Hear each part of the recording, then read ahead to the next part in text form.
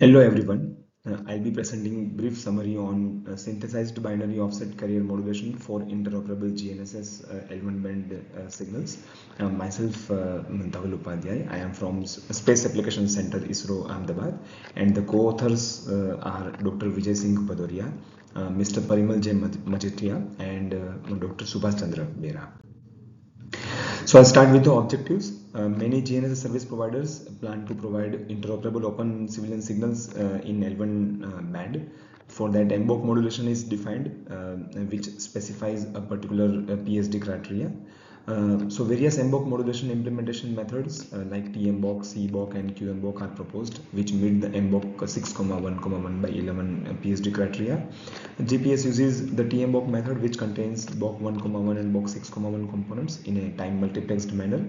Galileo uses CBOC method, which combines BOC 1,1 and BOC 6,1 components in a baseband with desired amplitude factors.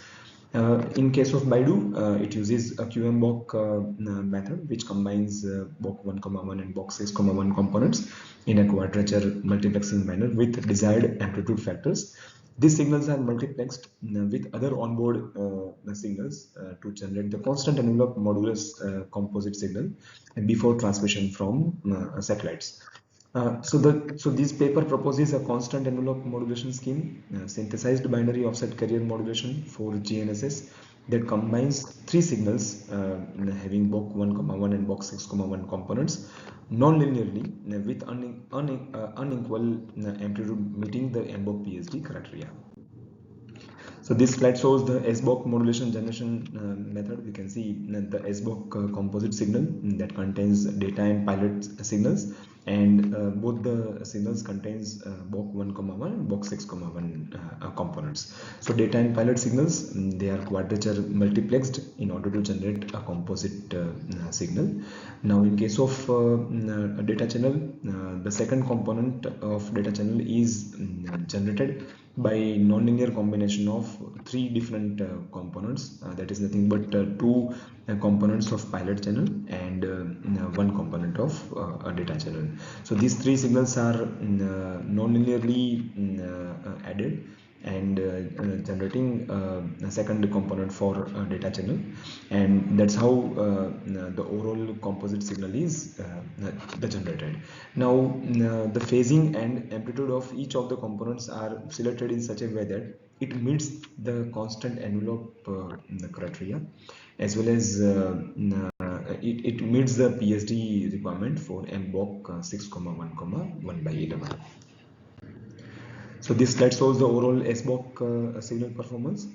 So SBOC allows for selecting an arbitrary power sharing ratio between data and pilot signals. So there is no limitation, and one can select any desired power sharing which meets the MBOC PSD criteria while generating constant envelope. So in this work, we have optimized the power sharing ratio between data and pilot signals, considering an optimum performance for BOC 1,1 unmatched receivers, which are nothing but low-cost receivers widely used in commercial applications having narrow receiver bandwidth. So we can see for a proposed SBOC signal, the performance of SBOC pilot, the RMS bandwidth for matched receiver, the overall performance is slightly poorer with respect to CBOC, TMBOC and QMBOC signals for a wider receiver bandwidth. Whereas in case of BOC 1,1 unmatched receiver, the performance of SBOC signal is better than CBOC, TMBOC and QMBOC signals.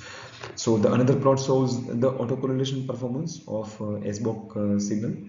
So since we are assigning less power in BOC 6,1 component of pilot channel, so slightly autocorrelation peak is slightly wider with respect to other signals, that is nothing but TMBOC, CBOC and QM signals, and that actually reflects in overall multipath performance of SBOC pilot.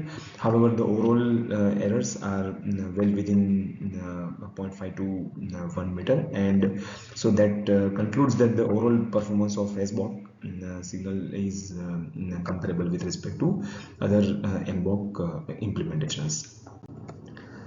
Thank you everyone.